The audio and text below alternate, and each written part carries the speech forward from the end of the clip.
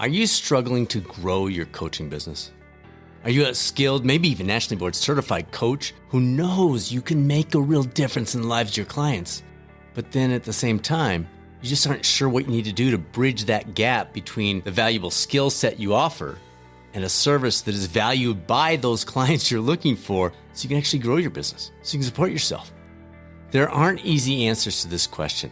We've been providing coaching services nationally since 2007, and there are plenty of times I still struggle to answer this question.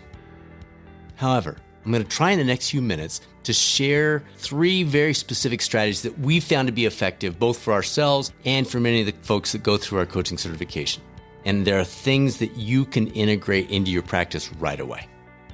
Welcome to the Coaching Lab Podcast. If this is your first time here, I'm Dr. Brad Cooper of Catalyst Coaching, and the reason this podcast exists is to support, encourage, and grow both current and future coaches who are focusing on health, wellness, and high performance. As we're launching into our 7th year of the podcast, we're integrating this new feature specifically to help bolster the careers and the lives of coaches. We're going to continue our tradition of engaging evidence-based interviews with the world's foremost behavior change and well-being experts, folks like Kelly McGonigal and BJ Fogg, to Bill Miller and the Prochaskas. In addition, we're going to be interspersing regular short episodes like this one that focus on your career, your business, and your life as a coach. So to get this rolling, to select that first topic on this front, we ran a brief poll on the Health and Wellness Coaching Community Facebook page. And the number one question was, how do I grow my coaching practice? It's also one of the most common questions we get from individuals who do their coaching certification through the Catalyst Coaching Institute. Now, obviously, it doesn't matter how good we are as a coach if no one gets the chance to experience the impact. You might even consider it as the coaching version of the philosophical question about whether a tree falling in the forest makes a sound if nobody's there to hear it. If the greatest coach in the world doesn't have any clients to coach, are they still a coach? It's not an easy question to answer, but that doesn't mean there are not answers. So to kick off our coaching Q&A series, here are 3 practical approaches to growing your coaching business that you can implement right away. Number 1, give it away strategically. That's right. Give away your coaching, but be smart about the way in which you do it. You and I both know the incredible power of a coaching session with a skilled coach can literally be life-changing, worth far more than the investment. However, many people, I'd suggest even the majority of people, have no idea. That's where these strategic giveaways can be a powerful way to market your coaching service. For example, you might mention to your current clients or those following you on social media that over the next 30 days, you're giving away 10 complimentary coaching sessions to qualified individuals on a first-come, first-served basis. You're not asking anything from your client. You just want them to know about it in case they know someone that might want to try it out. Your current clients do know the value of your services, and there's a good chance your offer will immediately spark the thoughts of somebody or a couple of somebodies who might be interested in experiencing what has impacted their life so positively. If you're thinking, great idea, but I don't have any clients yet, Brad, the strategy can still work. For example, I mentioned social media followers earlier. You can also add it to the signature line, your email, something like an asterisk next to your certified health and wellness coach title. And then down below the signature, include a line that says, looking to change your life for the better, but have no idea what a health and wellness coach does? Contact me today for a complimentary session. Short and sweet, but it gets the message across. As your number of clients grow, you may need to become more selective about the way in which you do this. For example, you might offer the first session free if they register for a 6-pack with a 100% money-back guarantee if the first session isn't worth the investment. That'll be resulting in less people pursuing the free session, but more of those people remaining clients once they do. By the way, the wording I mentioned earlier about being reserved for qualifying individuals, you decide what that means. But that type of wording gives you the freedom to be a little bit selective regarding those accessing your generous offer. So that's the first idea. The second one is to partner. There are many professionals and settings that already value the skills of a highly credible certified health and wellness coach, but they haven't yet integrated coaching internally into their service that they offer. This is where you can come in, offering to partner with someone like a physician, a physical therapist, a nutritionist, a health club, or any number of other locations. Maybe they offer all of their new patients and new clients a complimentary session, similar to our previous idea, and then you take it from there. They, the company or the professional, will benefit through enhanced outcome for their patients or members, and you'll grow your business in the process. By the way, we're going to do a future episode on how to price your services. That was one of the other common questions that bubbled to the top.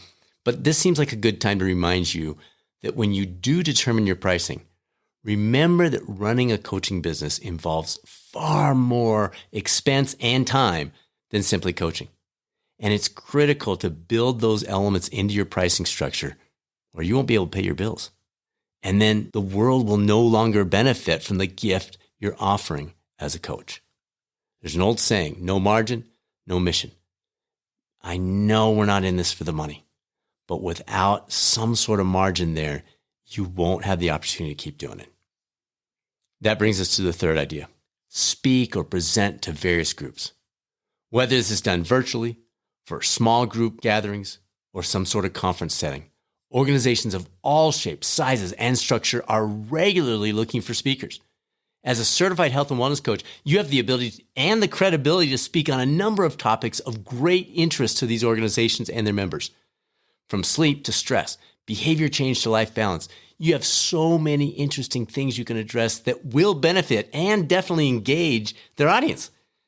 And of course, this is a perfect time to put idea number one into action, giving away a free coaching session to, for example, the first 5 or 10 people in the audience to contact you. By the way, always and without exception, provide some sort of leave behind for your audience. This may be a business card mentioning the free session or a single-page outline of your presentation with your contact information at the bottom. But do not leave them empty-handed. This is a little more challenging if you're doing it virtually, but there are options there as well. I've spoken to audiences in every state in the U.S. and a handful of countries in Europe, and I can promise you, it doesn't matter how good your presentation is. It doesn't matter how engaging you are. They will not remember your name 10 minutes after you wrap up unless you provide them with some sort of leave behind. By the way, one other bonus tip on the speaking front that has saved so many coaches so many hours. Do not prepare the full presentation before you apply to speak. Doing so, it can take, you've done this, if you've put together a really valuable presentation, it can take hours, dozens of hours. And if you have no idea if they'll even respond, where is that time going? Instead, come up with a title, a brief description, and a few highlights. This will provide the information the organization will need to consider you. And then, if accepted, you'll then have plenty of time to put together and practice the full version. You have no idea which topics will be of interest and which will fall flat. Rather than spending all those hours working on a presentation no one will ever hear, get the interest first and then invest the time on the preparation. Thanks for joining us for this special coaching Q&A episode of the Coaching Lab podcast. If you're new to the podcast, we have a fantastic library of almost 350 prior episodes you might find of value. From Dr. James Prochaska, the creator of Stages of Change, to Dr. Wendy Wood, the author of Good Habits, Bad Habits, Essentialism author Greg McEwen, Enneagram genius Beatrice Chestnut, and even the creators of motivational interviewing, Bill Miller and Stephen Rolnick. It's all there. If you're considering pursuing your MBHWSC approved coach certification as a health and wellness coach, Catalyst Coaching Institute was thrilled to be named the nation's #1 program by Fortune magazine and the most customizable by Forbes magazine.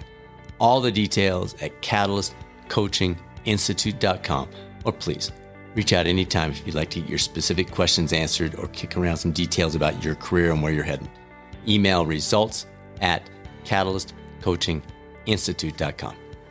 And finally, if you're already a coach, you will find a plethora of continuing education and specialty certification options to fill your toolbox and differentiate your practice on that same site, catalystcoachinginstitute.com.